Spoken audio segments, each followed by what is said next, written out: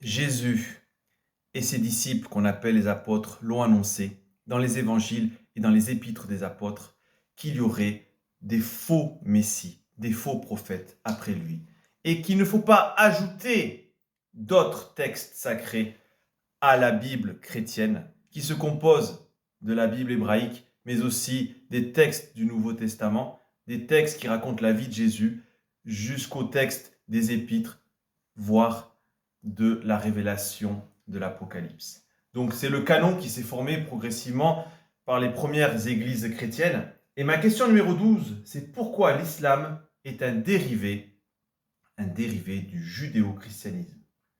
Une autre religion monothéiste est apparue au 8e siècle, qui est un dérivé du judéo-christianisme, qui s'appelle l'islam.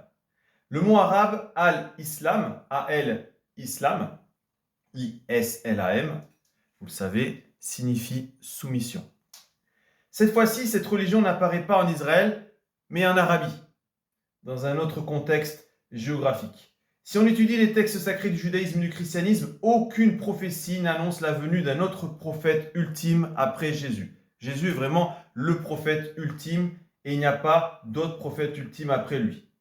D'ailleurs, il y a quelqu'un qui devait annoncer Jésus, qui était le prophète qui a annoncé le Messie, c'est Jean le Baptiste, qui était, on va dire, celui qui a préparé le chemin de Jésus et que Jésus l'a considéré comme l'Élie qui devait venir. Alors là, c'est des mots plus techniques, il faut connaître un peu les prophéties. Il y avait l'Élie qui devait venir avant Jésus, le prophète qui devait venir avant le Christ, le Sauveur. L'islam est issu d'une branche du judéo-christianisme considérée comme une hérésie, c'est-à-dire une erreur selon le christianisme, et cette hérésie s'appelle l'ébionisme. Alors l'ébionisme, en fait, c'est un courant du christianisme qui s'est attaché aux lois cérémonielles juives et qui ne reconnaît pas la nature divine dans Jésus.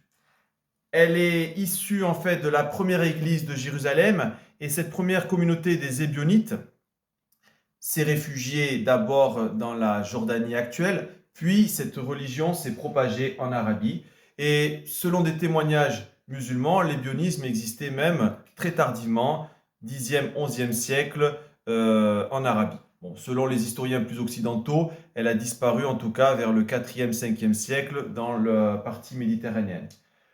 La première épouse de Mahomet, du personnage central de la religion musulmane, dans la tradition musulmane, celui qui est fondateur selon la tradition musulmane de la religion musulmane, qui s'appelle Khadija, était une ébionite. Elle respectait les règles cérémonielles juives et elle considérait Jésus comme un prophète.